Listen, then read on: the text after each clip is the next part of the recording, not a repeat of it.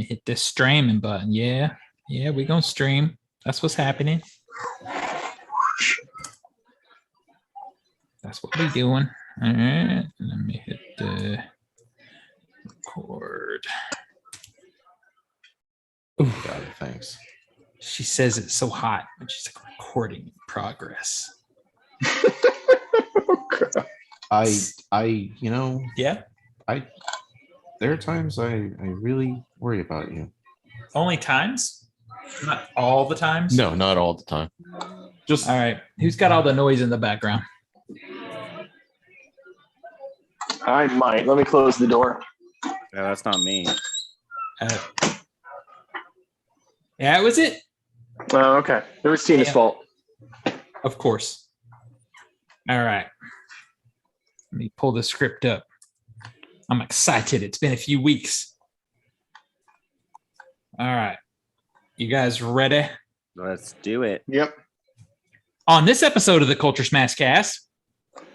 Who needs theaters? I got no time to die for these trailers. That's so 90s.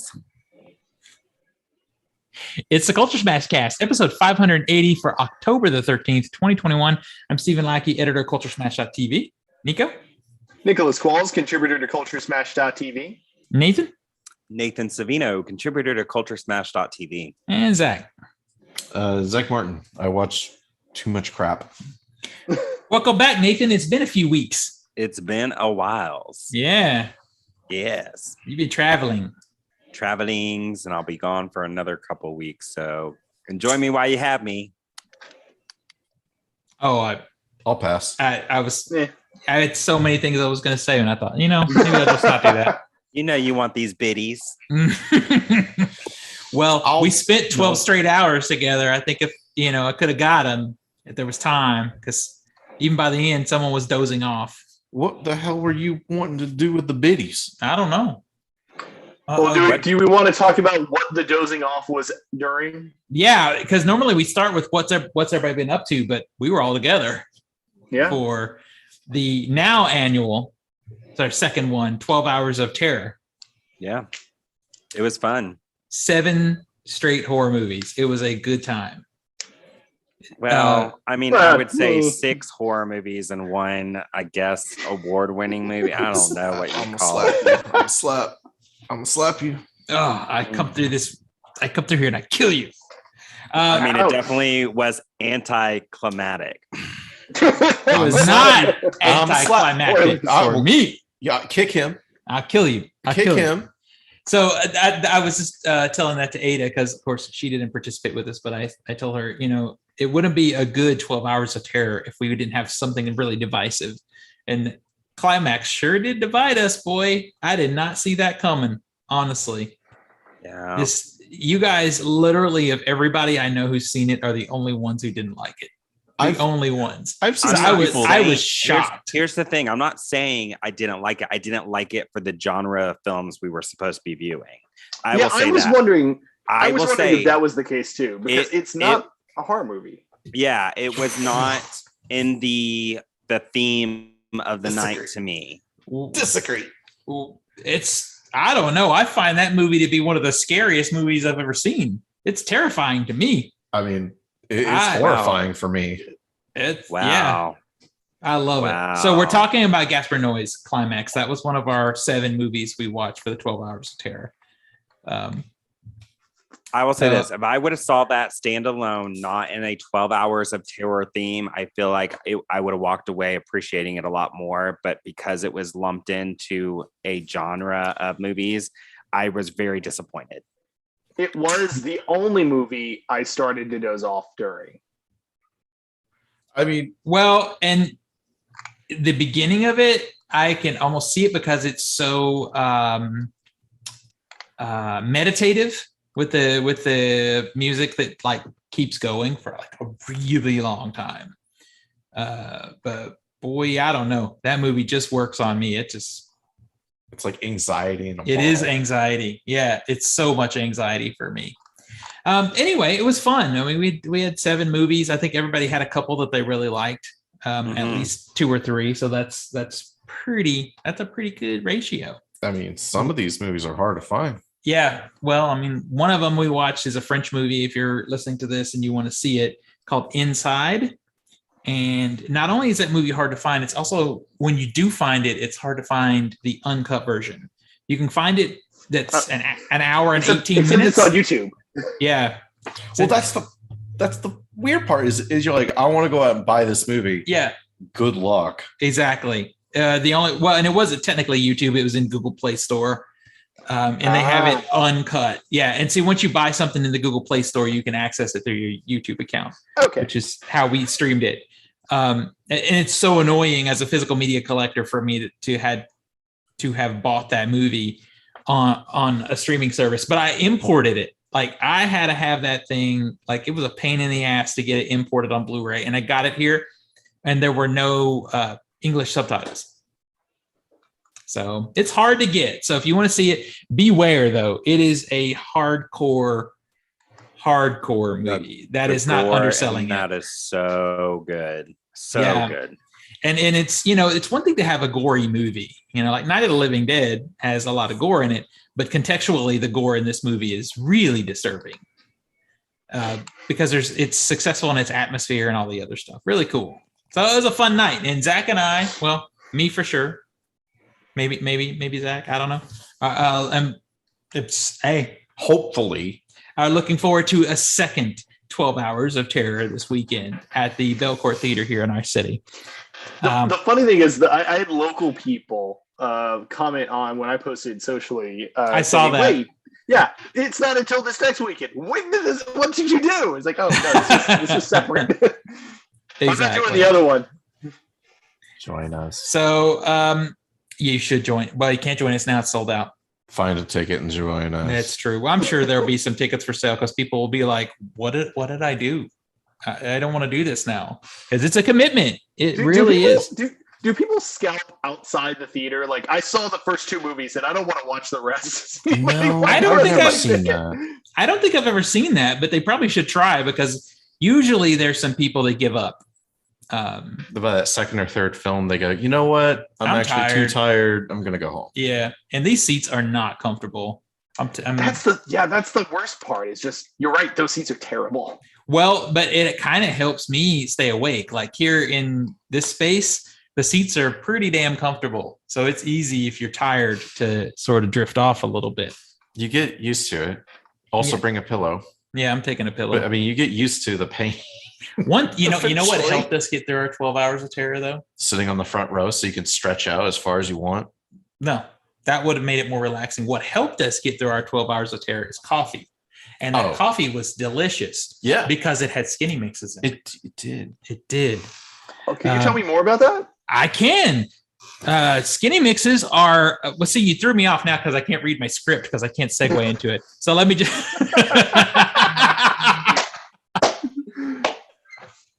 So special thanks to Skinny Mixes for supporting the Culture Smash cast. Skinny Mixes are coffee and dessert syrups and are 0 sugar, 0 calories, and 0 to 2 carbs, depending on what you get.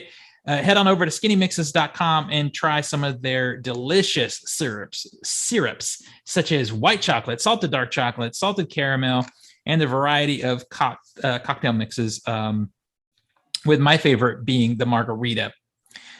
Use promo code CultureSmash for 15% discount on your order. I never heard. Did anyone try the glazed donut? I don't know. No, I would have if I needed a second drink, but the one that we had, I mean, I was pretty good.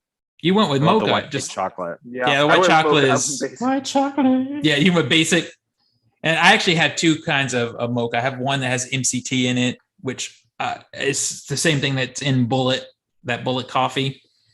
It's less sweet though, but we got through it. We did. I was impressed. I feel like most of us overall did better this 12 Hours of Terror. Yes, agreed. I liked the selection a lot. I didn't really care for Climax, but overall I really enjoyed a lot of the movies. So just to run down to make sure I remember, and for our audience, we watched Funhouse. That is, and there's two of those. That's the 1981 Tobe Hooper Funhouse. Yep. And then was it Inside after that, or was that Evil Dead Trap was the second one? Evil Dead Trap was after that, which was a Japanese film from 1988. Yep. And then it was Inside, which is the French film we talked about earlier. Yeah. And then it was Climax, which is another French film. Yep. And then after that, it was Eden Lake, which was a British film with Michael Fassbender. And then Hardcore fucking movie. That movie It is Thank so you for hardcore. ruining my night, That one- asshole. that one frustrated me. And not in a way that I hate this movie. I just really hated the bad guys in this movie. Right. But it did work in bringing out that emotional reaction. And Yeah. then after that, we had Society, which is from, I forget the name, but the guy who did the Reanimator. Brian Usna. Usna. Yeah. And that was a fascinating body horror movie. It really is. It's so weird. And then we rounded it out with the original My Bloody Valentine. How do you like your tea, Zach? You got to watch Society to find out the answer to that. Oh, no, I can't say it? You can say it. Yeah, I like my coffee Your tea? cream, or well, so yeah, my tea. Did you want me to cream, piss in it? Sugar, my piss in it. Your own piss? No, it's a hot lady. Oh, yeah. Okay. And you want her to piss in it. Please do not piss in my drinks. Please do not do that. Even I if mean, it's it a is hot, sterile. even if was it's a the hot hottest lady. chick I have ever seen, do not pee in my tea. Don't ruin a good cup of tea Yeah, with your pee. it's Mm. fucking gross. Let's get to the show, y'all. All right, let's hit the top 10. Here's the box office from last weekend. Opening number 10, Met Opera, Boris Godunov. It made $387,000. Number 9 is Candyman, still in the top 10. It made another $710,000. It's made 60 so far, 60 million. What's its budget? I don't know. Wait, what movie? Candyman's budget? Candyman? I'll continue while you look that up. Yeah. Because opening new this week is another movie I really got to see. Number 8 is Lamb. It's a new A24 film. It made $1 million, pretty Okay. much almost Candyman is 25 million. 25. Oh, okay. Okay. Well, and then it's made good money. Lamb looks so weird. It's so It was- bizarre. I am I so was- down. We went to go. What was the last movie I saw in theaters? A couple of weeks ago. It was like a mainstream movie because we took the kids to it. Right. Ah, crap, I forget. But Lamb was a trailer in It's- front of that movie. It's so bizarre that Lamb is getting kind of a wide release because that's Yeah. definitely a weird little indie movie. I've heard it is not a horror movie. Yeah, I've heard that as well. So whoever marketed, Did not properly I- market them. yeah, it sounded like a horror movie based on the trailers. Yeah, it kind of looks like one, but yeah, I've heard it is not horror. It is just weird. Hey, I'm down.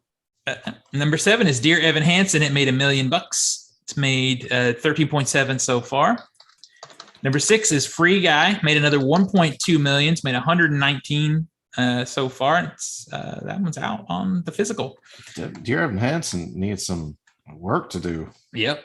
because it had a 27 or 28 $1 million budget. Isn't it streaming also? Or no? Not No. yet. No. No, it's not streaming it yet. No, because nobody cares about this fucking movie because the main character is supposed to be 15 and he looks like he's 35. Yeah, okay, isn't it like I believe it's the stage actor who originated the role? Yeah, which is cool when he's on a stage and you're 150 feet away, but this is a movie and a movie close-ups. Yep. And he He looks 35. Yeah. Number 5 is The Many Saints of Newark. That one made Many Saints of New York.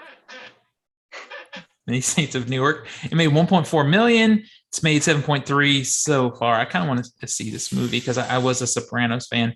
50 million Yep. budget. 50. All right. Number Oof. 4 is Shang-Chi and the Legend of the Five Rings. Made a 4.3 million. It's made 212 so far. It's 10, Wow. 10 rings. Oh, 10 rings. Well, Going back a step, it was Venom. Venom was what had a trailer of Lamb in front of it. Oh, I don't know. Okay. Somehow that seems all right. Number 3 is The Addams Family 2. It made $10 million. It's made 31 so far. Number 2 is Venom. Let There Be Carnage. That one made 31.7. It's made 141 so far. 141 million. Number 1 this weekend, No Time to Die. It had a $55 million opening. Oh my gosh, what a bomb. Awesome. Yeah. So we're not going to talk about No Time to Die. What? Because half the show hasn't seen it. What? Zach and I saw it in the IMAX, and I will just simply say No, we No. gotta talk. Let me. We gotta no, talk. Let me ask you something. Yes. Now, was it streamed anywhere, or was it just exclusive to theaters? No, it's exclusive to theaters. Yeah. Oh. We gotta talk. No, we're not talking. No. We gotta We're talk. not talking. Although the one thing that I am going to say may prolong the wait to talk, because I'm going to just simply say, walking out of the theater for me was a 5 out of 10. As I've vegetated on it, it's now a 4.5 out of 10. Oh, I'm at a 3. You're at a what? I'm at a 3. Yeah, I'll stick solidly at my 4.5 out of 10. Is it as bad as Spectre? No, it's No. not as bad as Spectre. It is probably, I got to revisit this one, but right now I'm feeling like it's probably worse than Quantum of Solace, though. Oh, so let me guess your order. Is it Skyfall, Casino No. Royale, Yes. Quantum, No Time, and then Spectre? That would be my order. Yeah, I think Zach would flip flop Casino Royale and Skyfall. He likes that Yeah. one better. Yeah. But yeah, that's my order for sure. This movie, I mean, at least it's better than the previous one. it is better, and it is. But- we discussed this. It's never boring. How about Okay. The only reason it's better is because during Spectre I was like bored. Yeah, And it was it's overly long.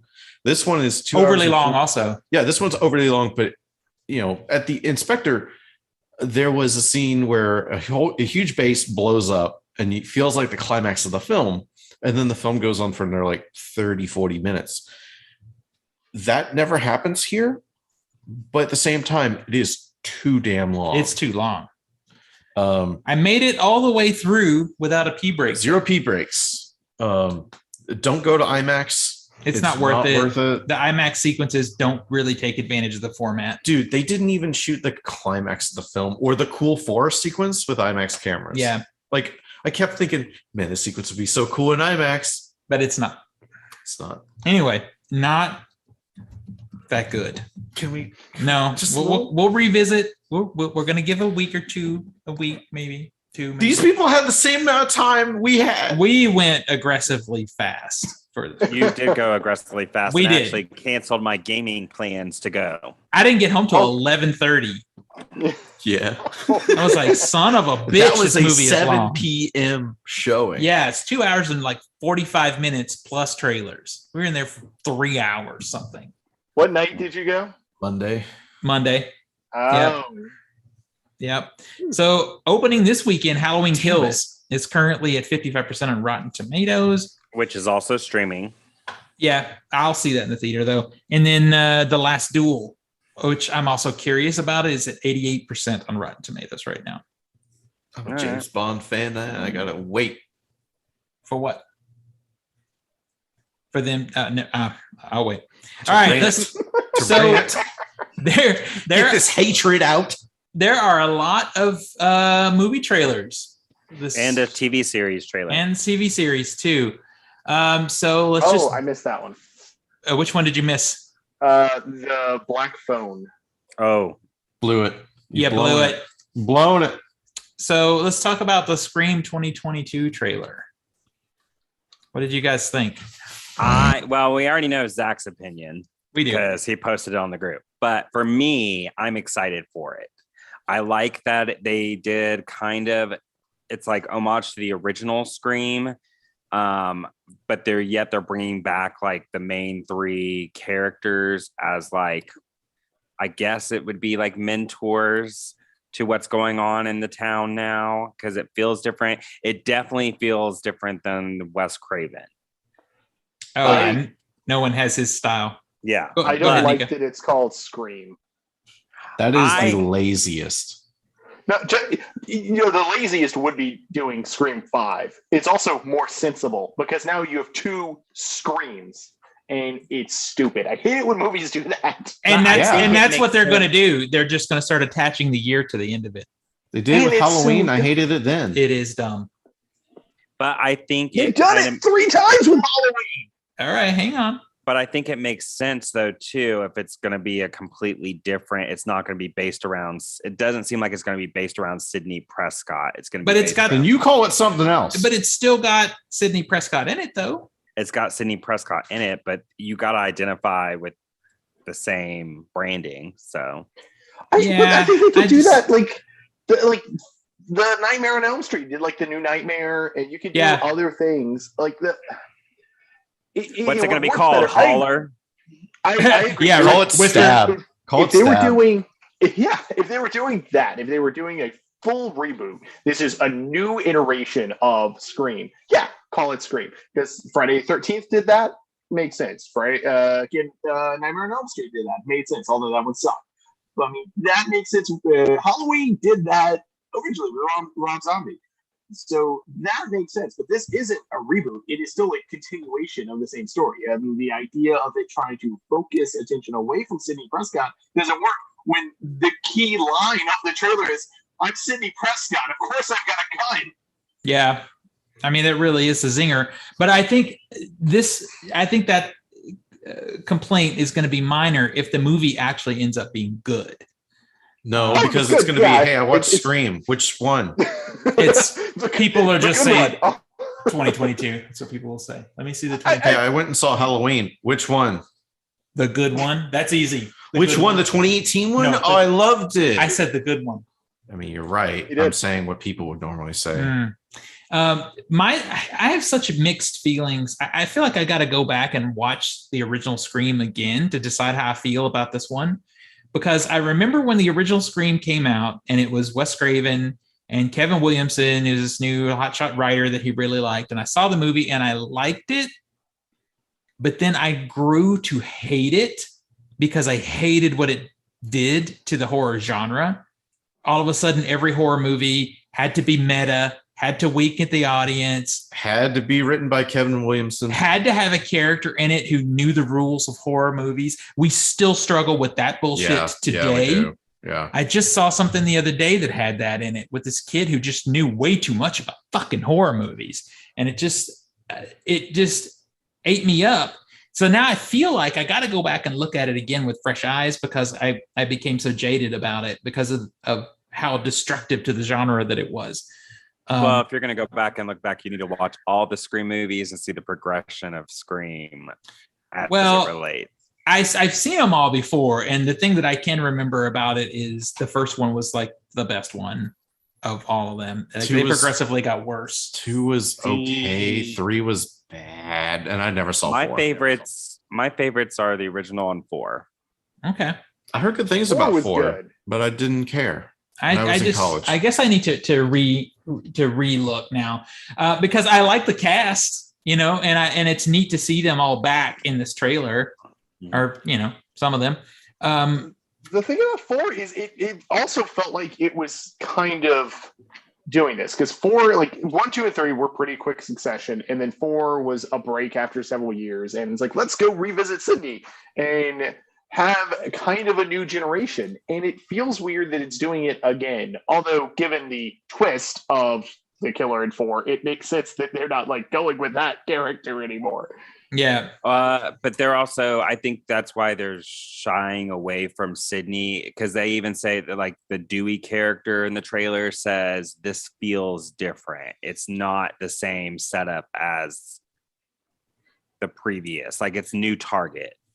But you know what this is riffing on though, and this is the part that scares me a little bit, but not scares me in the proper way, is they set Sidney Prescott up to be the same kind of character as Nancy was in the later Nightmare movies, where she was the elder statesman who comes in to help the young people. She's dead. She's dead. She's dead. It was the girl that was in Hellraiser kind of ends up being the same thing in that franchise. It's like over and over again the same thing, and they're doing it this time, and I feel like that's how they're going to wink and nod at the audience again, is with that with that gimmick. But to lean into what you said, Nathan, and I agree with you, is this doesn't feel like a Wes Craven movie, and this doesn't sometimes even feel like a movie to me. This feels TV. Like TV. Yeah. It doesn't look cinematic at all to me, it looks like a streaming thing. It looks like it should be on Hulu. Compared to the other trailers we're about to talk about, let's get into that. Oh, well, I mean, one is made for TV. I mean, the other one's made for fucking VHS. Okay, so let's go into Resident Evil, Welcome to Raccoon City. Zach's favorite movie in the list. He's so hyped for Holy it. shit. He's so hyped for it. I'm so pissed. Dude, a part of me. Why? Why are you mad? Because it looks like hot fucking garbage. Okay, Dude, if you're trying to go for the video game look, great, but or like the video game story, cool, but don't make what we are used to from previous Resident Evil movies look like hot garbage. Like the creatures, the zombies, they look like hot fucking steaming shit. So I'm gonna say this, and I'm probably gonna have to eat my damn hat for it. Probably. This looks like such a big piece of shit that I'm gonna have to see it. Why do you have to eat your hat for that? We're all going to end up fucking seeing it. Oh, Yeah, okay. I'm going to see it. Oh Okay. no! I mean, I'm I gonna got see it. It looks like let's bring the booze. yeah. One of the It looks creatures so literally bad. looks like Venom with a dog body. Well, okay, that's a liquor. And Yeah. obviously you've never played Resident Evil 2 or the remake. See, that is one of the problems with this, other than the acting, which I think is awful in the trailer. Horrible. It's terrible. Is it feels like the director invested too much time in getting certain sequences to look like the game. There's a sequence where one of the zombies turns and looks back at the camera that is like a direct knock to the game cutscene. And I'm like, I would rather you give me a good story. And I don't know. I get what they're going for. It's like this iconic moment from the games. They're going to do it. And then I panic because it's like, oh no, it's trying to just recreate the game. Yeah. It's What literally a bad video game to movie adaptation does. It's like Space Jam, but horror genre with with fucking stupid realistic people, and then you got these CGI monster zombie things. Okay, like, who here has played Resident Evil 1, 2, 3? Me. No. I played Me. Resident Evil 1. I played I Code have Veronica. observed them being played. I've jumped seen around. them playing. I played I've the seen them first being one. played. I played the first one. I played all of Code Veronica. I think I played some of RE2. I would rather watch Resident Evil World on Dead by Daylight on a Switch than watch this fucking movie. Okay. Yeah, but so- this movie is the very definition of why you have Regal Unlimited. That's why I'm going to go, because So- it's going to be for free. full disclosure, Yeah. this movie is trying to encompass Resident Evil 1, 2, and 3 of the games. What I mean, is that's this, a milestone? That's fine because there's not much plot in them. I mean, it's pretty basic. Well, And plus, I- 1, 2, and 3 are the most connected directly, like 1 and 2 Yeah. another. Whereas, just like make once 4. you get to 4, Just do 4. yeah. I mean, if they jump out to 4, that'd be really cool because that would be man. I don't know. Yeah, it doesn't look great, but yeah, I think it looks like that trashy kind of stupid fun that like Zach is talking about. It's like I want to go see this movie because it looks terrible. I hope it's that. For me, I mean, as an, I hope to laugh very heartily. for me as an audience of films, Yeah. I'm used to seeing Resident Evil portrayed a certain way, even if they are crappy movies after the first one. It's a certain kind of crap that I want to Yeah. see. But That's fair. That's fair. this to me, after seeing a progression of a franchise cinematically, and then to watch this trailer pisses me the fuck off. All right. No, okay. So I Well, can but- ask everybody. Well, Go because we ahead. know this is not the Resident Evil cinematic franchise we're used to. Mila Jovovich is not in here. Yeah. But is she going to be in a post-credit scene? Yes. I hope not. Jesus Yes. Christ. Yes. I think she will. Steven, you're now- with me. There we go. It's us two. Come on. Let's do All it. right. That's fine. I'm down. She's going to come up to the survivor. It's like, I want to talk to you about joining the Umbrella Initiative. Can you, Zach, can you tell me who produced this movie? Who the producers are? The producers? Yeah. Give me a minute. But in answer to Nathan's complaint, though, is the original run of RE movies never took proper ownership of the source material. Yeah, they were almost embarrassed by it. Yeah. So the fact that this one actually does take ownership of the source material is I a would be credit. embarrassed. I'd It's be a credit. Well, I mean, but the only good movie of the original RE was the first one. The first one I was will good. sit there and watch Climax for hours and hours and hours straight. Fucking shit. Do you know how many producers there are from this movie? I mean, that makes a lot of sense. There's a lot of adaptation. Well, a lot and of there's people are probably on board a lot with of funding. I bet this is a movie you start to watch and it has 16 different company names at the beginning because everybody. and they probably have a lot of like Capcom people listed as producers as Probably. well. Okay, so do you want executive producer or just producer? Executive producer included. I think we're giving this Okay. film too much time. I mean, there's 8 producers. Okay. Well, then let me get to the point of the reason I even asked. Is Paul W.S. Anderson listed No. anywhere Uh, in those No. credits? no. Okay. I'm still going to stand by it. If he was listed in there, it'd be 100%. She would totally be in it. Yes. Yeah, but I still think she might. I still think she might have a cameo. At the very least, yeah, there's going to be a cameo somewhere, but I'm betting on post-credit scene. I'm betting on that as well. I'm with you. I'm actually going to look and see if she's what? listed in the IMDb. Oh, and it doesn't matter. Even if she isn't, she could be uncredited. She probably wouldn't be this early. Yeah. All right, let's move on. We got more Red Rocket trailer. All right. I don't see her listed. That's fine. I'm standing by it. All right. Red Rocket is an A24 movie. So I think I'm going to end up liking it. It's a very stylized type movie, it seems like. So So this is from director Sean Baker, whose previous work is like Tangerine and The Florida Project. Mm-hmm. Have you seen those? The Florida Project is great. I like Tangerine it a lot. is great. The Florida Project has Willem Dafoe in it, and basically some kids. It's just these kids run around an apartment complex for a day, and it's a story. The thing about this movie that stuck out to me right away, and I think I said this to Zach when I saw the trailer, is I get excited about this because it feels like what A24 used to be. This feels like an early era, Lady Bird era A24 movie, and I'm in. I mean, I guess I kind of can understand the story. Guy coming back home, blah, blah, blah, trying to find his new normal, stuff like that. I think it'll be cool to watch. Am I excited? Not really, but like I will watch it. For me, it's the director writer's previous work that gives credence to like, oh, he's making another. Let's go. I'm in. Yeah. All right. Nico, what do you think? I agree. It looks like it'll be interesting. It's nothing that I'm going to be super hyped to like run to the theaters to go see. I do want to see it. I do want to see it in theater, but not like a. It depends on what ultimately will open up against. I don't remember what the opening weekend of it will be, but it looks fine. I think it looks like it'll be a good, competent movie. And honestly, I mean, I like A24 as a studio, but some of their more recent movies I have not been entirely thrilled with.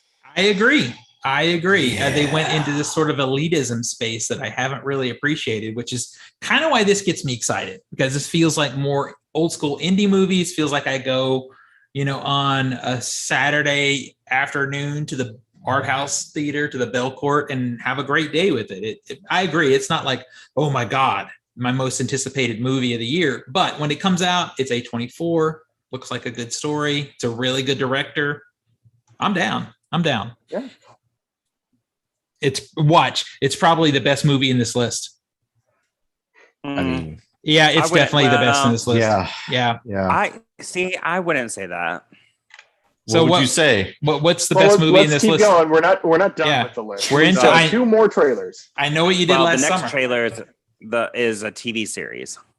Yeah. Okay. So is it a TV Amazon series? Prime. Yes. It is. It it's is. Amazon Prime. So it's a series. I watched the trailer and I wasn't sure. So fun fact about this. So we're in the IMAX waiting for No Time to Die to start. Yeah. And by God, Regal needs to get more ads for any other movie because every other commercial was something No for Time Bond. to Die. Yeah. And this trailer starts and I haven't seen it. I haven't heard of it.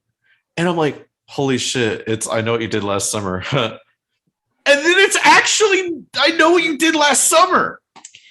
Yep. I thought it was like a parody. So it's funny because I Know What You Did Last Summer is one of those movies that it was birthed from Scream. Yeah. Yeah. And that was a Kevin Williamson movie. Yep. The original. Mm-hmm.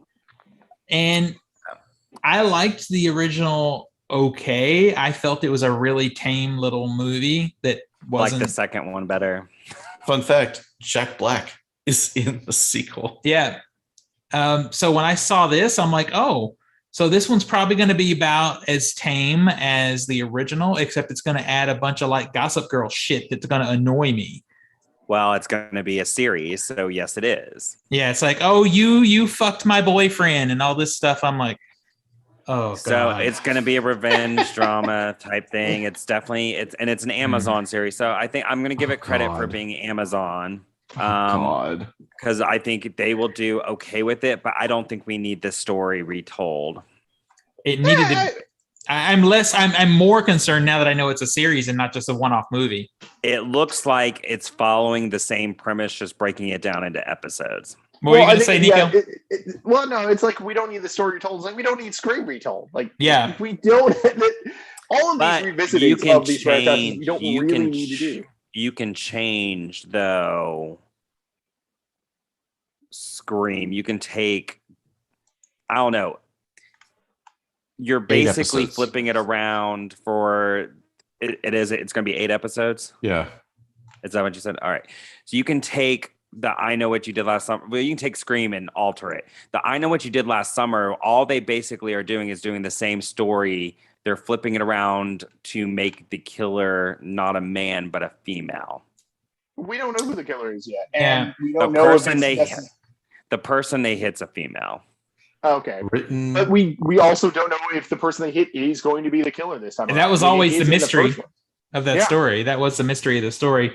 But the thing that I see now, and I felt it when I thought it was just a one-off, and I feel it even worse now, is this is just some bullshit, soap opera drama with some kills in it. Well, did you all see the Scream MTV series when they did the 3 seasons of that? Mm-hmm. No. I didn't. Okay. It's going to be pretty much the same thing. Oh, Jesus. Okay. Yeah, I didn't see it. No. What? So this show is from the writers of, so this is 2 different people. John Wick 3. Okay. Army of the Dead. Oh, God. Gossip Girl. I fucking nailed it. That's a fascinating mixture, though.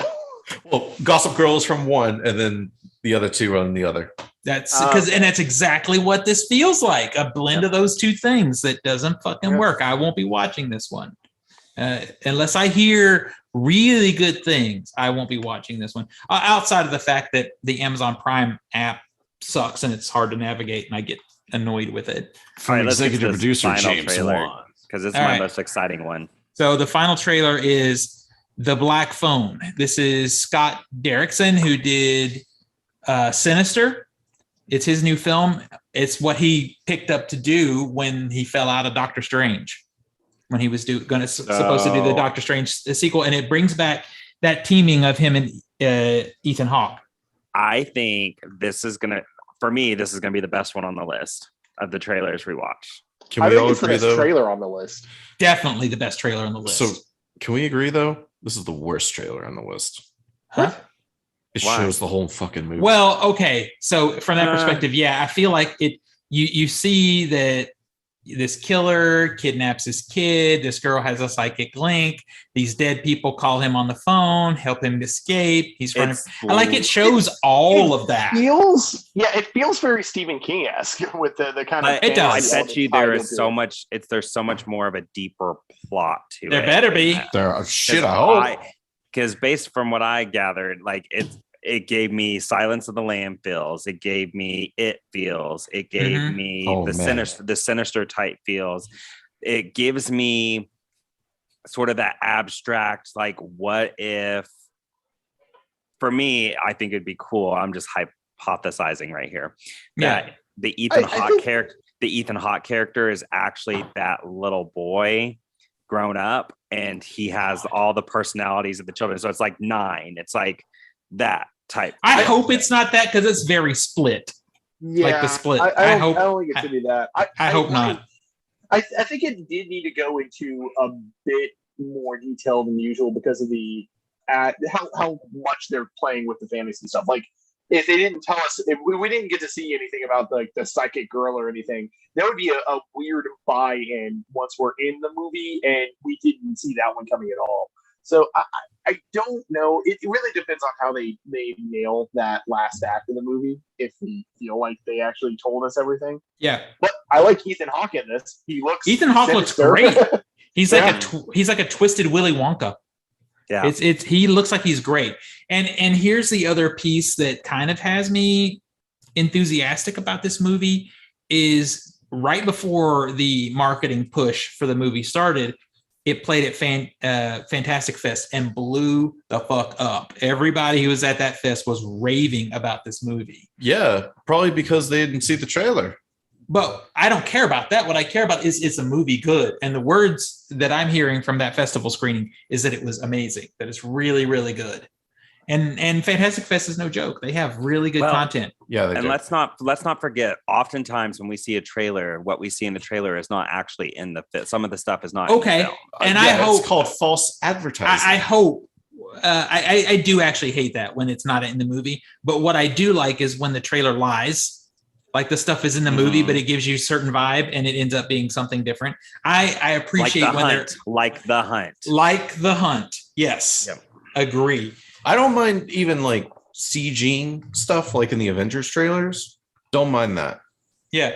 It's just like, here's a wholesale scene, not in the fucking movie. Paranormal Activity is a serious contender for that. The one that bothers me is, and I remember years ago talking about this in the podcast is, was it Jack Reacher? No, X-Men. The X-Men movie. Dark Phoenix. No, this is way before that. X3? The one that was mostly about Professor X and Wolverine. Yeah, Days of Future Past. Days of Future Past. There is a scene in the trailer between those two characters that is so good. Like, it got me hyped for the movie, and it's not in the movie. Not at all in the movie. And I remember being so pissed about that. I actually remember you walking out of the theater being mad. Oh, I was pissed. Yeah. So yeah, I do hate when they do that, but I do appreciate being misled by the footage that's in the movie. That when that's done well, I think it's cool. I'll be right back. All right. But this movie, has anybody seen Sinister? Have you seen it? Is it good? Yeah, it's been a minute, I think. I can't actually recall it. It has some seriously good moments. People like this movie. I just have never gotten around to seeing it. It depends upon how scared you get by spooky demon guy. Well, you don't. I know you don't. There are moments, definitely. There are these sequences in the film shot on like Super 8. Yeah. And they are disturbing, and it brings it, especially for a horror film from America. It's like, holy shit, they're showing this. To where the film really peaks in those moments. Yeah. But the last 10 minutes fucking sucked. That was the movie that kind of like launched Scott Derrickson's career. And Robert C. Cargo. Yeah. And Ethan Hawke. Now, this movie right here, I think, rests so heavily on the shoulders of Ethan Hawke. But he looks great. He looks really, fantastic. Really good. So I'm down. I'm excited for it. I just wish I wasn't thinking about it the whole time. Yeah. Well, I wish I wasn't thinking about Stranger Things every time I see that damn Ghostbusters trailer. But hey, this is the life that we live in. I mean, yeah, okay, that's a fair point. All right, let's talk about some stuff. Nico, you got a story? I do. Sorry, I had to mute for a moment. Okay, so I'm pretty confident I know the answer to this question, but do you prefer watching new films in theaters or at home? Has that opinion changed in the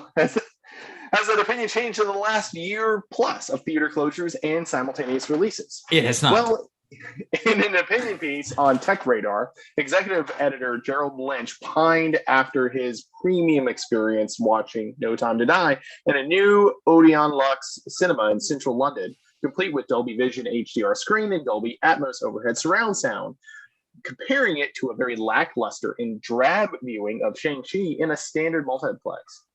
Dolby Vision cinema screens are capable of hugely enhanced colors and brightness and contrast levels thanks to the company's proprietary HDR system, projecting using dual Christie 4K 6P modular laser projectors, Dolby Atmos audio, and envelops listeners with sound across as many as 64 individual speakers.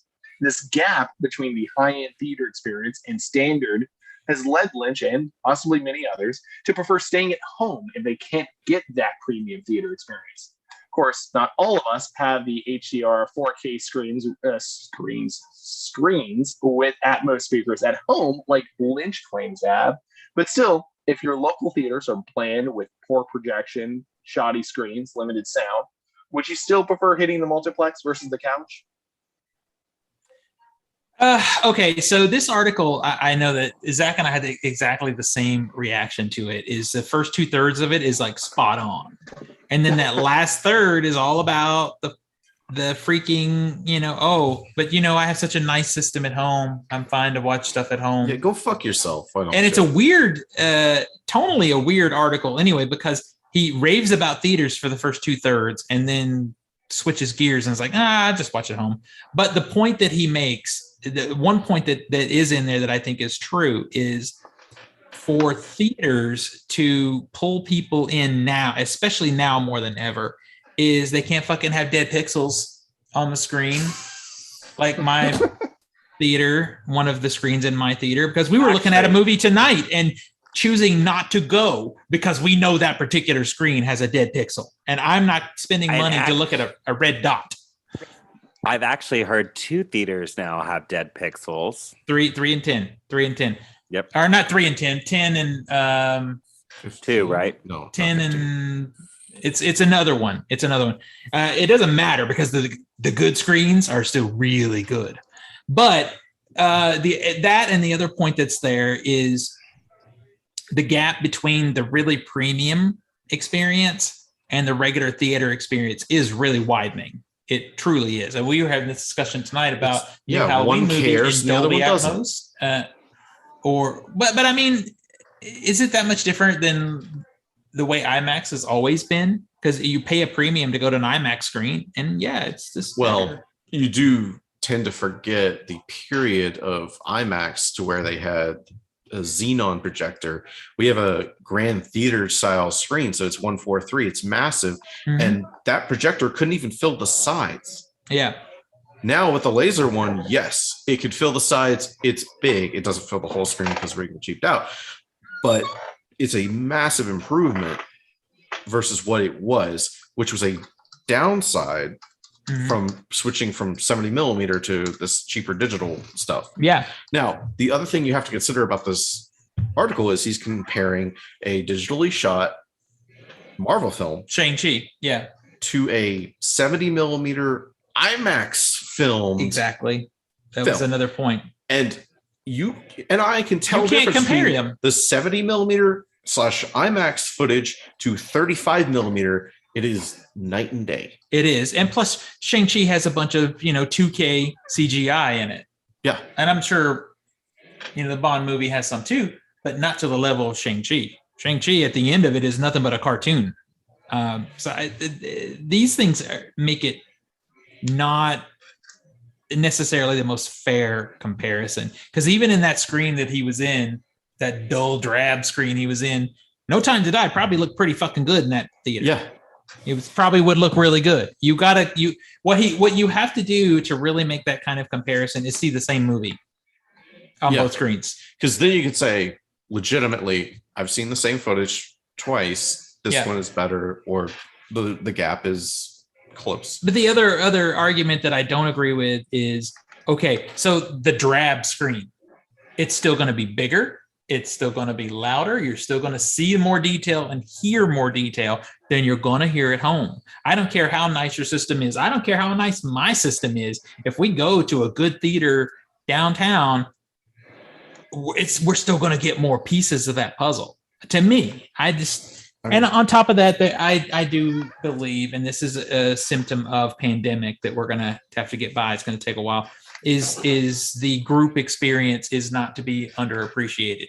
A good screening theater full of people that are all enthused about a movie, it's really a hard experience to beat. It's just now because COVID.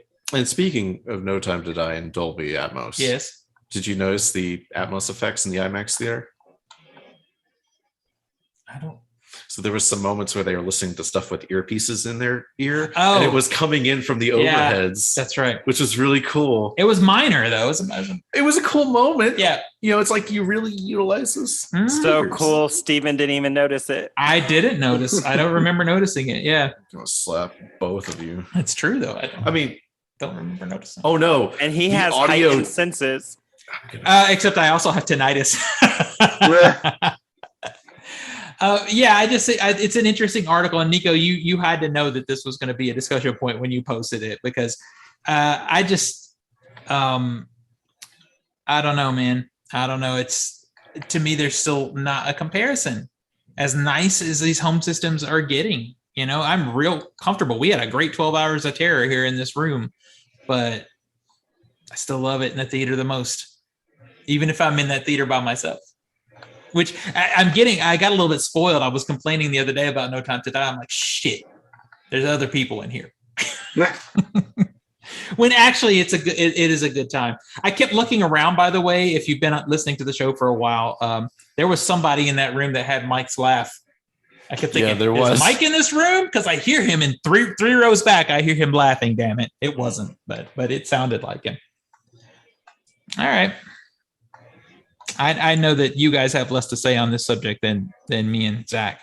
I mean, I totally agree. I think one of the things that there was a clip that got passed around a lot once. I think a lot of theater goers started really missing that crowd, and it was people doing cam records of in game in like the scene where Cap gets Mjolnir or when all the Avengers show up, and it's like those. And I watch those scenes. I love looking at those on YouTube, not because I like those scenes, I do, but I also could watch the movie. But I like the audience. I love when I was in the theater getting that reaction of everyone just losing their minds when some cool shit happens. Yeah. And you don't get that the same way at home. You only get you and whatever other people are around you. Exactly. So you just reminding me of that just gave me chills. I was like, shit, that was such a good moment. We will see that type of experience anytime soon or to that level again. I disagree. Because I don't think you will. I don't disagree on that too. That experience. We're not going to see it this year. But also here's the other thing is there hasn't been a movie this year that has had that much impact anywhere on streaming or in theaters. Not really. Not that kind of tentpole old school blockbuster kind of thing. There really hasn't been. You know, the blockbusters that did come out this year, Black Widow, F9, have been mostly not good, you know. And I'm okay with that because let's save the good stuff for when everybody's back. Does anybody else hear this damn cat? He is meowing. He is putting his nose under the door right now. But yeah, I think we will get it back. Not this year. I think it'll be this time next year. Because we're already seeing movies. We saw Venom, which is a sequel to a mediocre movie, have a $90 million weekend opening. I mean, it's common. You're going to find that if that's the only screenings like what we had before. But Venom wasn't the only screening. There were other blockbusters still showing. But you have like what? Compare. You have like 10 movies. I don't know.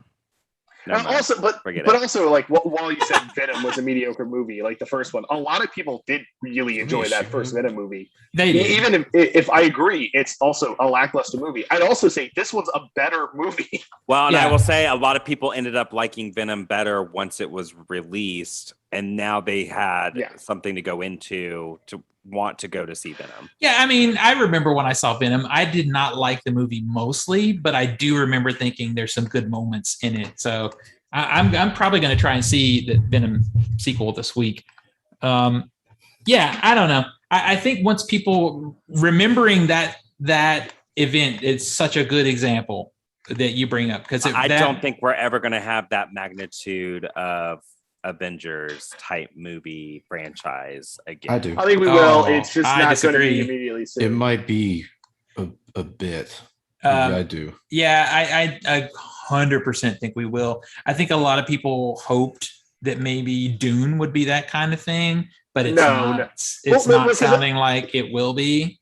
Well, you couldn't because Avengers, like Endgame, had that because of a build-up over years of multiple franchises. So you're not going to get that out of but I think that new experience is going to have to come from a different place, because I do actually agree with the fact or the opinion that I have read over and over again recently that there is some fatigue in interconnected universes.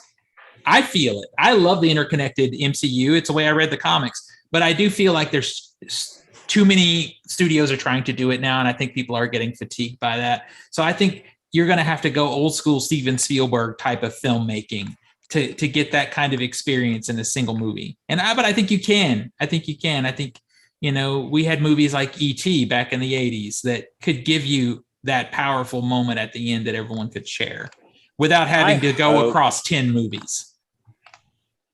Go ahead, Nate. Hope theaters pick up, especially the next year, because my film ball is just sucky. The film ball game is your film ball be sucking. That's true. I can't wait till we get Tina back next week to get the update and see how that goes. It'll probably be 2 weeks before we get the number.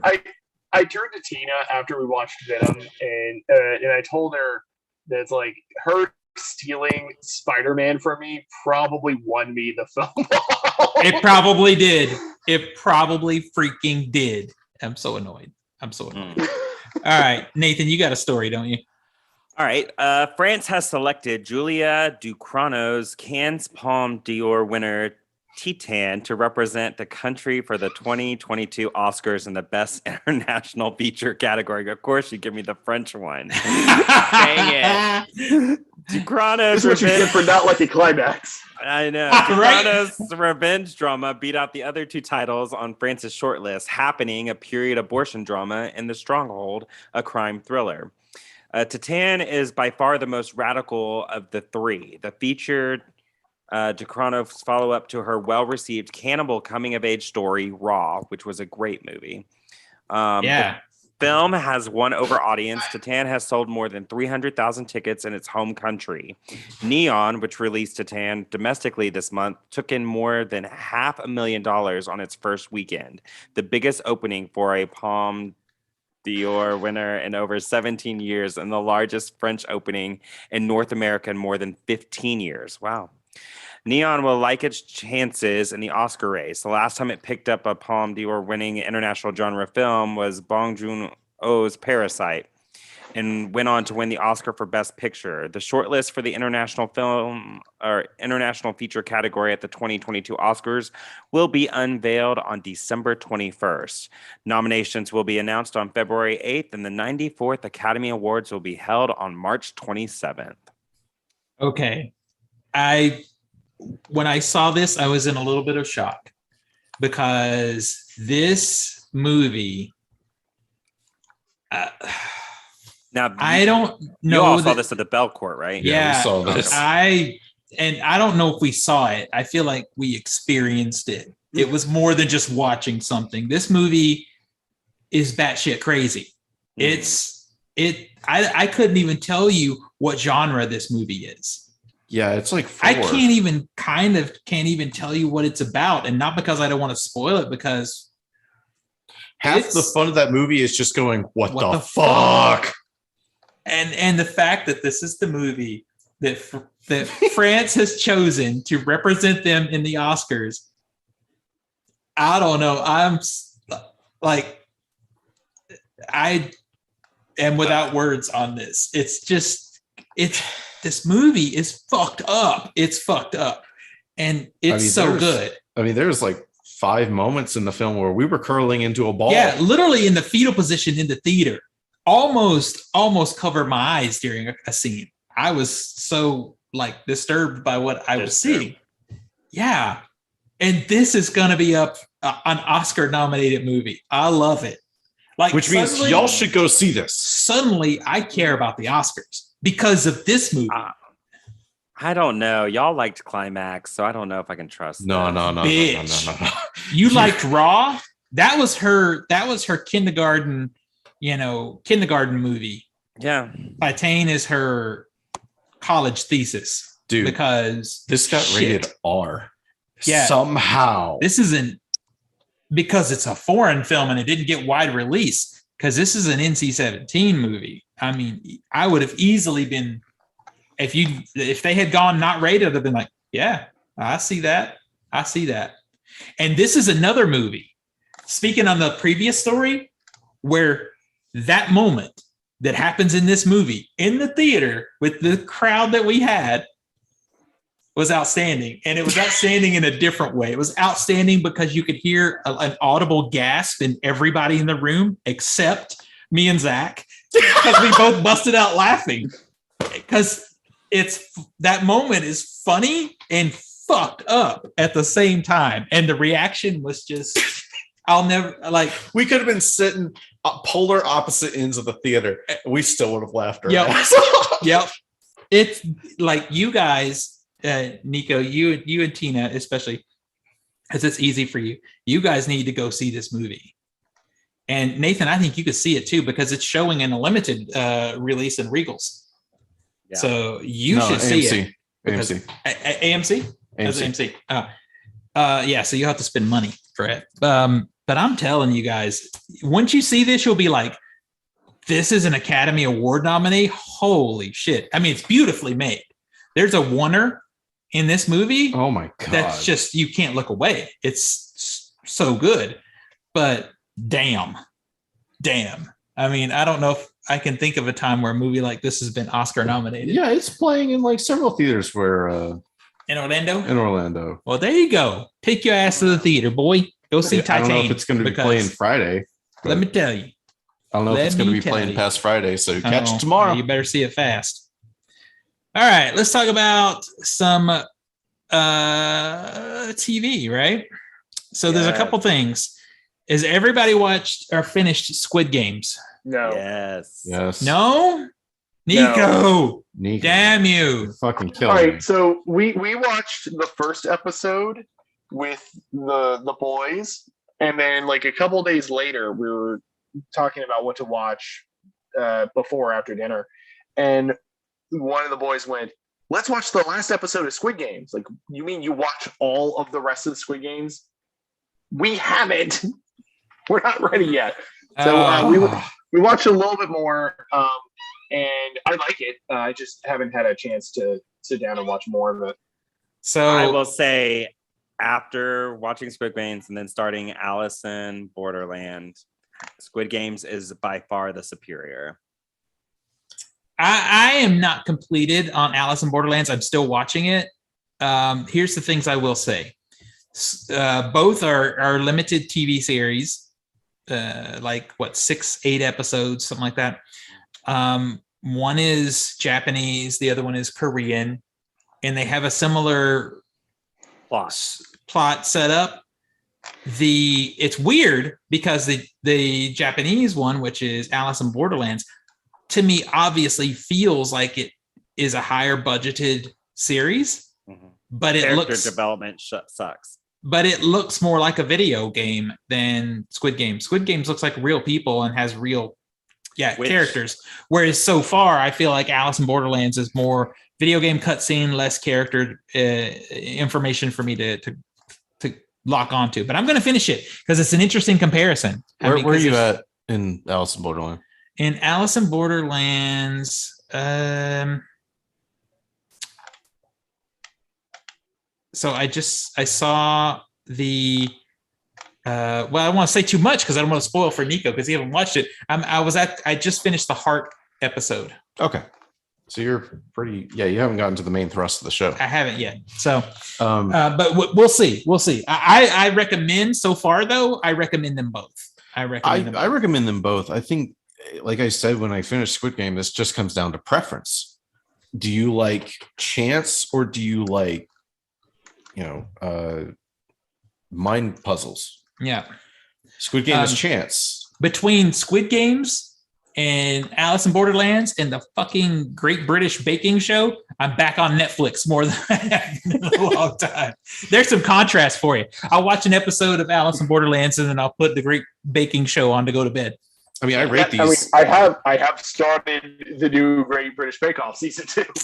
Me too. I mean, I rate these the same. They're both a 7 out of 10. It just comes down to personal preference on which one I like more. Well, I should be able to give my feeling on that in a few days because I'm gonna blow through it. Yeah. All right. So did everybody watch the trailer for Vor? It's not even a trailer, it's a teaser. No. Nope. Okay. So Zach, this is really funny. So David Fincher, who did Mindhunter, and the article that I read, wait, does somebody have this article? Did I put it in here? Yeah, Zach, you have the article. Well, just read the article. Hang And on. then we'll go. I haven't seen the trailer. Well, go to the article. There is no trailer. Go to the article. All right. Yeah, you won't find the trailer. I'll explain it to you in a second. All right. The previously teased David Fincher / Netflix announcement has been, I can't listen to myself talk and talk at the same time, has been revealed.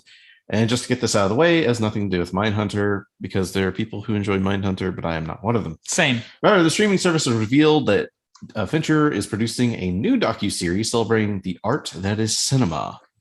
A brief teaser has been revealed, though it apparently is vague. I haven't seen it. Netflix thought it'd be have a giggle and not release it on YouTube, I guess. Yeah. As the brief teaser promises, it'll be a collection of visual essays for the love of cinema. Okay.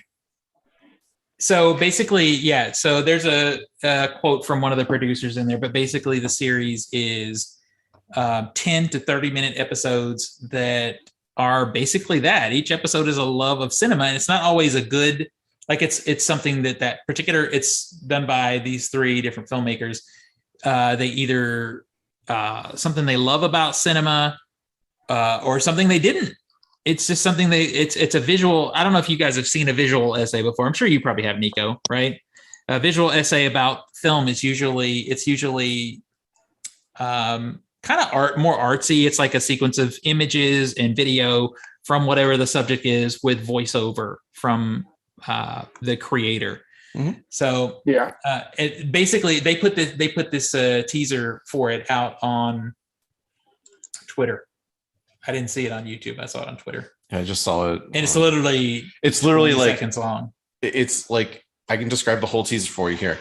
It is a image of it's projection window with an image coming out of it, and then an eye.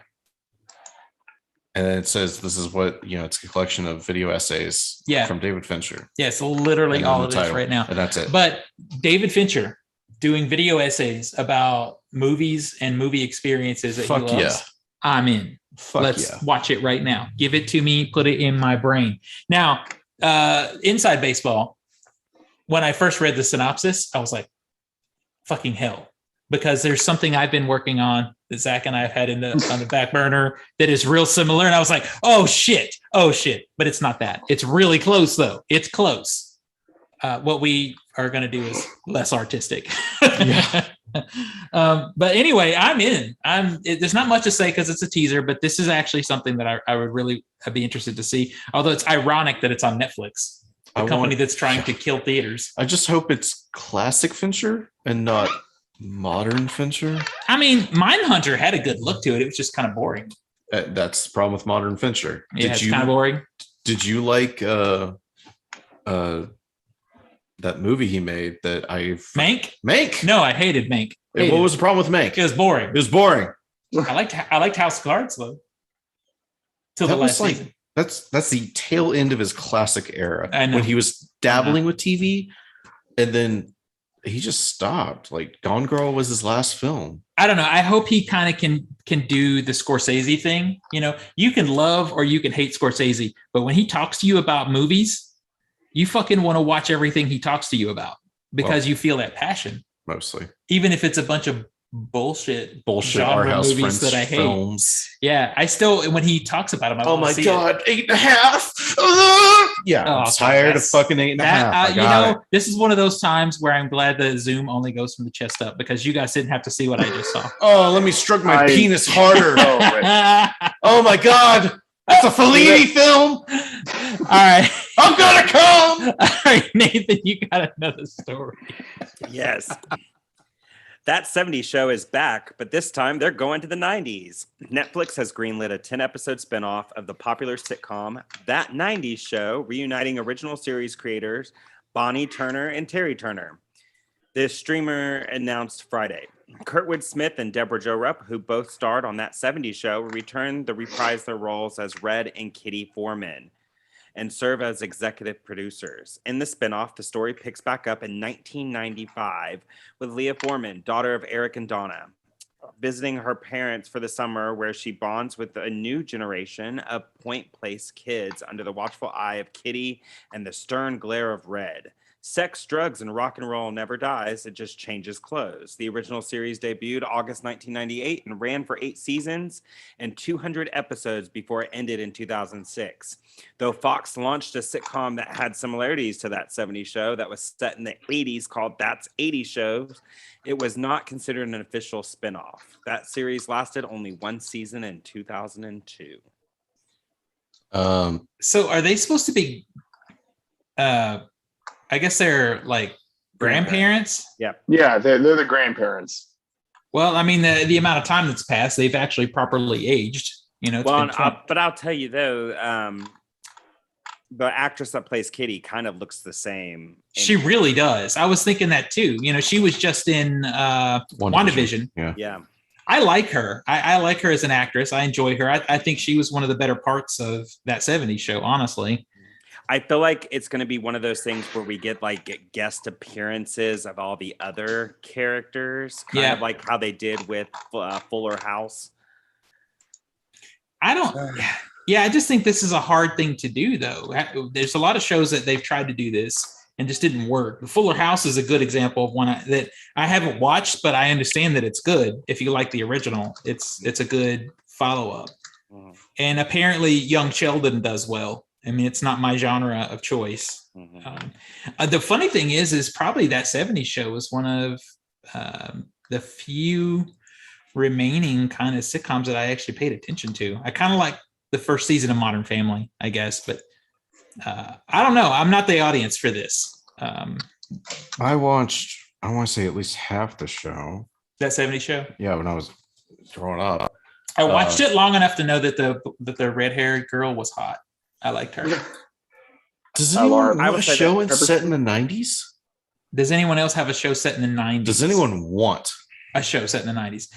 I feel like 90s kids would be, it's trying to play off nostalgia, whereas like That 70s Show could be nostalgic, but it was like its own little thing. But I feel like they're trying to play off like the time plays. I think the only thing that will make it successful is they're introducing some new characters, but they're going to have to rely heavily on like the grandparents, obviously. But I feel like they're going to have appearances from original characters to get the traction. Yeah. Now, to answer your question, it's interesting because generationally, it is time for you to start seeing more 90s nostalgia, because we had that era of 70s and then 80s nostalgia. 80s nostalgia, though, has stayed. I think we talked about this maybe a few weeks or months ago in relation to the Wonder Years show, like how it opted to not stay in relation to the same sliding time scale that the original did. It just stayed in the 60s because with as much multimedia and we have in our fingertips, everything from the 90s is much more culturally fresh compared to everything in the 70s when we were in the 90s. So I don't know if it's going to resonate the same way. I also don't know if they're going to bring back everyone because last I checked, Danny Masterson was kind of he will not be coming back. No, it would definitely be like Eric. They're going to have to try and get Mila Kunis, especially with this was on Netflix. Is that what's coming on? Yeah, because Laura Prepon had a long career on Orange is the New Black, so she did. She was really good in that, by the way. Yeah. I can see them bringing back like Ashton Kutcher and Mila and maybe Wilmer Valderrama and stuff like that. I think, him and Laura Prepon, I think are the obvious ones because I think they're doing less than the others. Ashton Kutcher is not doing a lot of acting, but he's moved on from that. He's a tech entrepreneur now. It's what he does. Valderrama is on NCIS. Well, there you go. The thing that I find that's interesting is this isn't the first show to try and capitalize on 90s. And for some reason, it's not connecting. And I think it might be what you said, Nico. It might be that because it's so fresh and easily gettable, maybe it's just not connecting the way previous generations of like the 80s, that 80s nostalgia. It's kind of crazy how long it's stuck around. It's still around. You still have Stranger Things and stuff like that. Yeah, it's kind of crazy. But yeah, I don't know. None of it'll matter if the cast is good. Well, if the cast is good, it'll be fine. Here's the thing. I think if anyone's tried to do the 90s, they just didn't execute it in a fair, like a well concepted show. Whereas this, they could execute this pretty well just by sound, books, stuff like that. They're just, and you already have an attachment to characters from that 70s show. Mm-hmm. So it's like a continuation, only set 20 years later. And I also think there's a part of the 90s that had a part, I mean, I'm straight up honest with you, a part that I just fucking hate of the 90s, but it is a part that hasn't been broached lately as much as it probably should, which is sort of that grunge era of the 90s. Yeah. I hated that era, but that era has proven to be something that can be played in movies and TV that works. I mean, well, there's grunge. That was the era that Janine Garofalo got her start in movies. I mean, Reality Bites is still one of those movies that kind of falls into that space, and they don't do that now. For some reason, the focus has been more on the poppy side, and that side is so easily accessible, like you said, Nico, especially now with Disney Plus, that it doesn't feel old. Well, and there's things that they could do with this, like you call back to like old school Nickelodeon or old school MTV with TRL, and then you were starting to get like real world type shows, and the reality TV shows were starting to pop up that were really cool. So it's going to be interesting to see, and especially with like the grandparent actors, Katie and Red, to see how they've transitioned. Yeah. I mean, that's really the only draw for me is those two actors, because I like both of them. And they actually were hearts and staples of the show. It's like when you watched I Love Raymond, and you had Raymond and stuff, but the mom or the brother and stuff like that. It's stuff like that. Yeah. Well, they're executive producers on this spinoff, which makes me excited too, because I feel like they're going to be very focal points of this series as well. All right. Well, speaking of retro, there's some physical media out this week. Now, if you want to waste your money on some bullshit, you can go and buy The Green Knight on Blu-ray and 4K. But I mean, back to that A24 comment I made earlier. Yeah, exactly. Legend is out in a limited edition from Arrow Video. If you like that, the Columbia Classics Volume 2 is out. These box sets are cool, but the mix of movies is weird. Well, yeah, because you get like 3 movies. It has the Social Network in it, which I want in 4K. I want that Social Network. I want that Taxi Driver. I want that Taxi Driver. I want Lawrence of Arabia from I don't Volume give a 1. fuck about Oliver, but Oliver is in this new set. But that's my problem. The first set came out in what, 2019? And we still don't have individual releases for some of it. Yeah. So it's a problem. Yeah, I want Social Network. I'll pay for it. Yeah, but I don't want Oliver or the other 2 that were not interesting to me in the set. These are expensive. They're $200 sets too. All right, so that's out though. If you want to get it, Misery is out in a 4K. Carlito's Way is out in a 4K. Deadly Friend is a limited edition that's out. That's another Arrow Video, I think. The Flash Season 7. Inglourious Basterds is out in a 4K and a Steelbook, but I hear it is a shit 4K. I hear it is Terminator 2 levels of bad. What? Yeah, Inglourious Basterds. Yeah, I've heard it's just a little bit better than. Oh, I've been hearing that it's terrible. Haunting of Bly Manor is out. You don't want Stripes? Huh? You don't want Stripes from that set? I do want Stripes from that set. Yeah. Do you want Sense and Sensibility? No, I don't give a fuck about that movie. How about Anatomy of a Murder? No, I mean, there's a good Criterion of that movie already. Yeah, that's a pass. Yeah, that's just a pass for me. Yeah. So that's 4 movies I don't, and 2 movies I do. Okay, so The Road is also out on Blu-ray, and that's notable because it hasn't been. Oh, fuck! This is the first Blu-ray? Yeah, it hasn't been. Yeah, it's its first Blu-ray, and that's crazy to me. And I don't know why they bothered with a Blu-ray at this point. It should have went right to 4K. I love that movie. To be fair, yeah, at best, that movie has a 2K master, and you know it. Oh, upscale. That's fine. Give me the color grading. Give me the HDR. It'll be fine. It's such a dark movie. I know, so it needs it. Yeah, it does. It really could use it. Has anybody else here seen that movie? Yes, I have. It Ah. is an excellent movie. And the book is amazing also. And the fascinating thing is how close the movie is to the book. Yeah. In its darkness. It's wrist slittingly close. It's just so sad. Nathan, watch that movie. He said he saw it. He said, yeah. Oh, I thought I only I heard did. Nico. Oh, and Nathan, you haven't seen it, The Road? No. Oh, it's Watch so that good. movie. Also, Paramount has once again reissued the Friday the 13th 8-movie collection in a steelbook just to celebrate the Where's my holiday. other movies? Right? Get that Shop Factory box. Get all them movies. I mean, Just saying. there's only like no good movies in this list, but where's all of them? All right, what do we got in the scheme of funny books? So this week wraps up Marvel's Immortal Hulk. Immortal Hulk, written by Al Ewing, has been this kind of horror, dark tale of the Incredible Hulk. Basically starts right after the character supposedly died in a different story that's pretty much unrelated to this, so you don't really need to know any of that.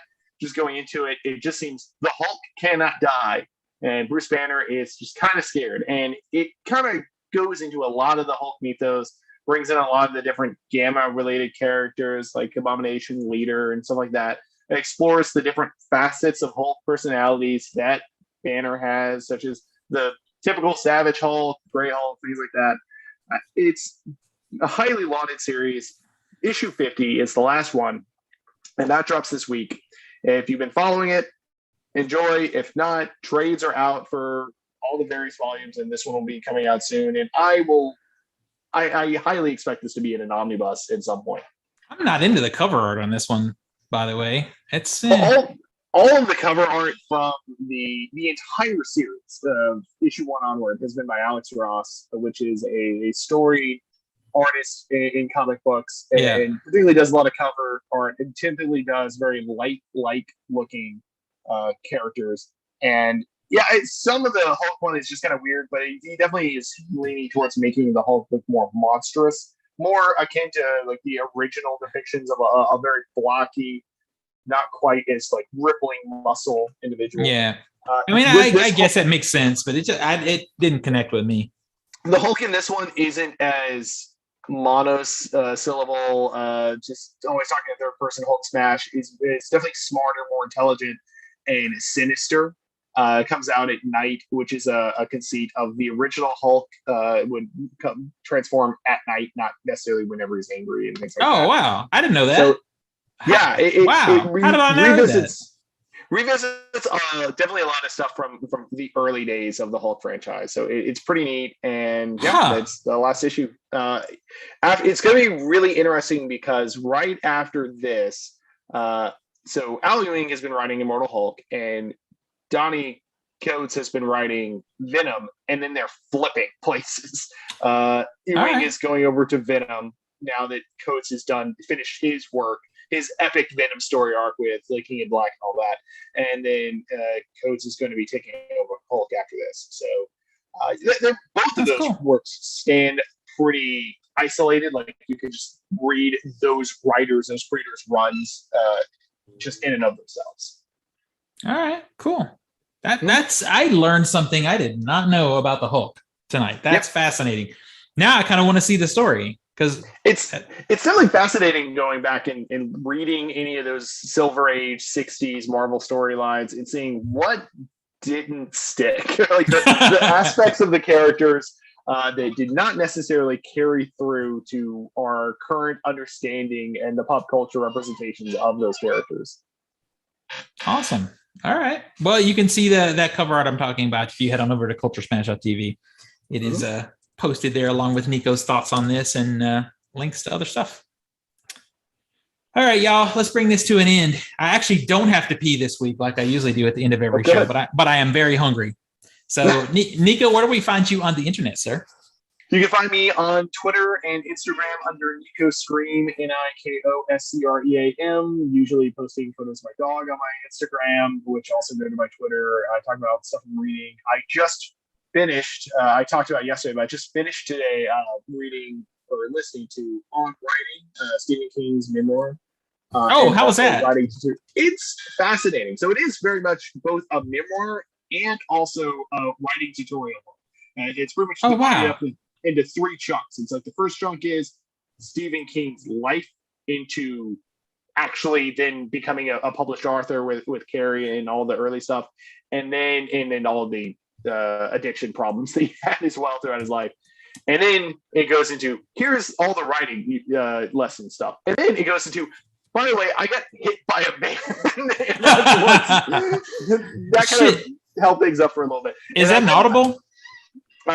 It should be. I listened to the audiobook from my library, but it should be on audio. There's a part when he's telling about his recovery from the accident, and really talking about the accident itself. He talks about how his glasses got knocked into the car, into the van, into the driver's seat van that hit him. And he mentions my frames were all bent and contorted, but my lenses were unbroken, and I'm using those as I write right now.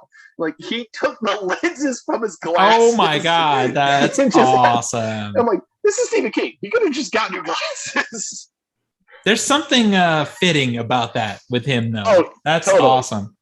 So if you need something to read that's a little more seasonal, I highly recommend Chainsaw Confidential. That's Gunnar Hansen's book about the making of Texas Chainsaw Massacre. It's so good. It's good.